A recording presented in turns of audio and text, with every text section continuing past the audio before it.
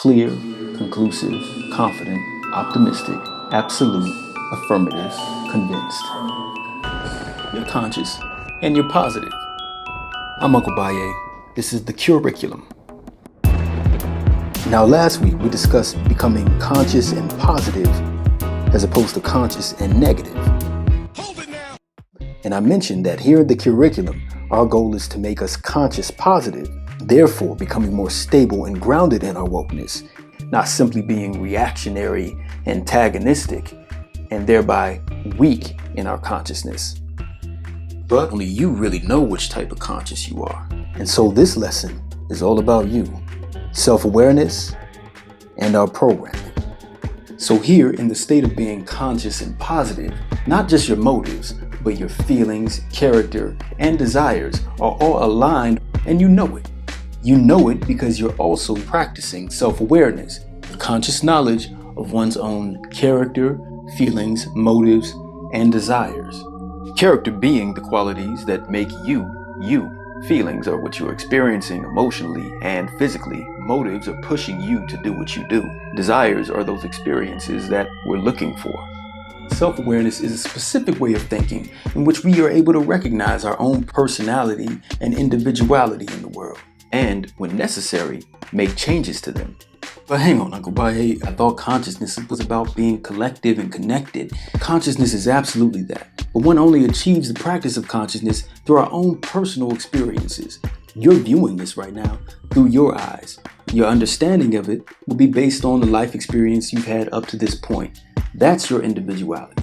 So through self-awareness, one is able to improve or make changes to themselves, particularly in ways that these areas may be hindering or compromising our progress toward a goal. And there's a very particular reason why the CUREiculum chooses to deal with this. At any given point in history where woke people were presenting an unpopular idea to society, they faced resistance. Take, for example, the United States during the 1960s. In the case of the Civil Rights Movement or activation against the Vietnam War or the Black Power movement, certain efforts were enacted by the establishment to stop these movements. The FBI implemented what's called COINTELPRO, an official program that carried out spying on, infiltrating, discrediting, disrupting, and destroying domestic organizations and individuals it considered subversive to the establishment. Now, this is a conspiracy and it's not a theory. It's well documented and on public record. In fact, at the assassinations of both Martin Luther King and Malcolm X, paid agents were present and are photographed. Now, of these efforts, the tactic of discrediting included psychological warfare.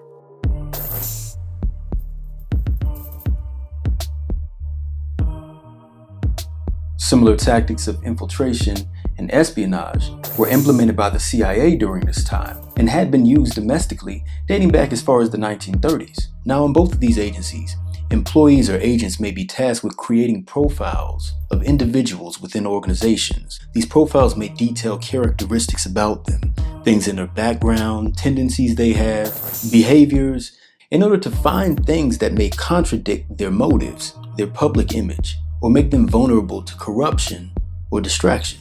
One example of this that has since become popular knowledge are the alleged extramarital affairs of Dr. Martin Luther King. In an anonymous letter addressed to him that threatened to expose his transgressions, his character and moral credibility was called into question based on evidence gathered from government spies and informants. As depicted in the 2014 film Selma, the end goal likely included destabilizing his home life. However, the leader was encouraged to even take his own life as a means of avoiding the embarrassment.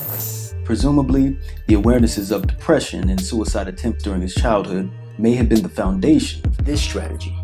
And here we see a clear case of how one's psychology and behavior may be weaponized against them and their movement. But there's a rack of other examples in which we see the susceptibility to drug addiction, alcoholism, financial corruptibility, ego, narcissism, envy, chauvinism, hunger for power, fear, and doubt being used as a tactic to take down the movement. And so what we're seeing is character, motives, feelings, and desires not only being used as a way of questioning the merits of an individual, but the merits of their ideas and goals for the world. So, let's take a moment to examine the thing that makes this all possible, that highly evolved computer, which we call the brain. Yikes. Okay, yeah, I see how that, hang on, let me, there we go. Now, the human brain is like a very complex piece of equipment. It's not only in control of all the activities of the body, but it takes in and processes all the information that we get through our experiences. And while much has been discovered through the study of the brain, there's still tons that we don't know. And we'll discuss some of these discoveries over the next couple of weeks. But of what we do know, we know that it's malleable, meaning it's able to be shaped and programmed by our experiences or what we come in contact with. Now, our brains are working all of the time, whether it's right now while you're watching this video, writing this information down, eating, sleeping, or seeking to recall this information later on. That's what our brain is doing. And what we see expressed in the world is our character, feelings, motives, and desires. Well, that's in the brain too. And whether we're thinking consciously about it or not, it doesn't matter. Your brain is working. But if we are thinking about it, when we're being self-aware, it's theorized that that's when we're using a particular part of our brain to give us the ability to perceive what we see ourselves as doing or being in the world. Brain cells known as mirror neurons. Now hang on to this idea of mirror neurons. We'll get back to it. Now, what each person understands about these areas of themselves tends to vary along degrees. For example, you may feel like you really know yourself, your strengths and weaknesses, and therefore consider yourself pretty self-aware. But others may have a different opinion of you, and you may not know that or care. Or you may think of someone who you consider not self-aware, maybe because they talk too loudly. Or they're friendly, but they tend to close talk, and it's kind of off-putting. Or maybe when they speak, they tend to use their hands a lot, and you're wondering if they notice it. Or on the flip, there may be someone you see is a bit too self-aware because they come off unnatural or stilted in their behavior, and it gives the sense that they're insecure or nervous. So with this understanding of self-awareness in our society, how are we supposed to feel about it? Well, first of all, in human psychology, self-awareness breaks down into two areas or components: internal self-awareness and external self-awareness. And it's what it sounds like. Internal is when we're aware of ourselves, how we're experiencing something, and also our beliefs. And we come to know internal self-awareness through private, personal reflection.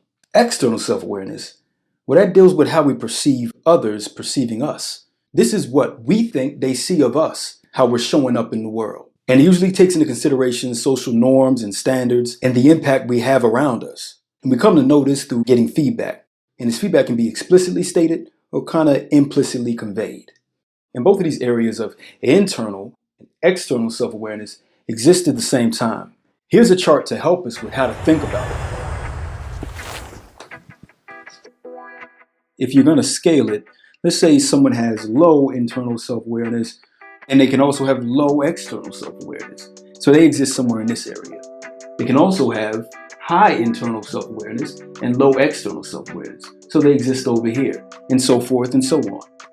And in each of these quadrants is maybe a personality that kind of shows up. I've heard it described like this: the seekers, the pleasers, the introspectors, and the aware. On that far end, the introspector will be completely unself-aware of the impact they're having on other people, but feel that they really know themselves. And the pleaser may feel crippled by the expectations of others, and because of that, may put themselves in a position to be taken advantage of. Someone in this area wouldn't have quite yet become internally or externally informed about themselves yet. And this chart calls them the seekers. Okay, we'll go with it. And this area is where we begin to hit the sweet spot of being aware of not only what we feel inside, but sensitive or empathetic to how others may be perceiving our impact on their lives. So it's actually most advisable to become aware in both areas. So as I've heard it stated, self-awareness is like a balance of two distinct viewpoints. Okay, so this is a way of thinking about self-awareness, but let's really look at why it's important to this practice of consciousness. Now, if you think back to this week's prompt, where I asked you to think of something you do because you know it's good for your health. In terms of our self-awareness, the CUREiculum over the next few weeks will have actionable things that we can do in order to improve it in ourselves. On the other hand, there are activities which weaken this area, and these activities are usually happening without us even knowing it. The lyric video for this week, Me, identifies a rising trend in this culture, the presence of social media. The song is discussing the values that exist within our participation in social media, one that's very focused on receiving praise and acceptance. And through the information age, while we become more connected, we also can see these trends with mental health that are suggesting a lack of fulfillment. In a recent documentary released on Netflix, The Social Dilemma, we learn about the design behind social media apps, which are using, in effect, the hardwiring of the brain in order to keep us participating in them unconsciously. The character, motives, feelings, and desires of individuals are being used to create profiles on them, profiles that are used to increase their participation and investment toward the monetary gain of a company. And this happens to us unwittingly, while presenting more and more triggers to the human mind, increasing our distractibility. And so the more programmed we become, the less self-aware we are. And the less self-aware we are, the more vulnerable we become for someone's program.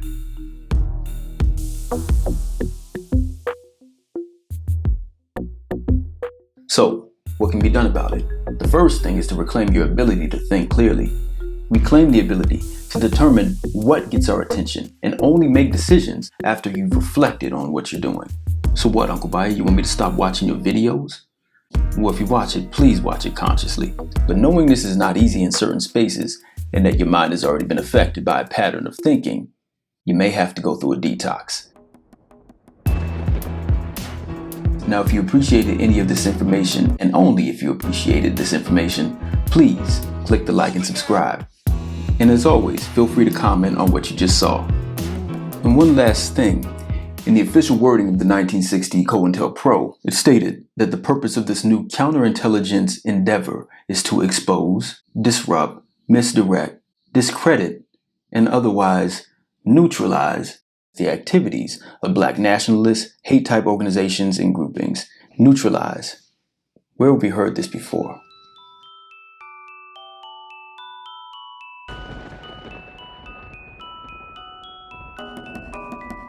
I'm Uncle Baye, onward and upward.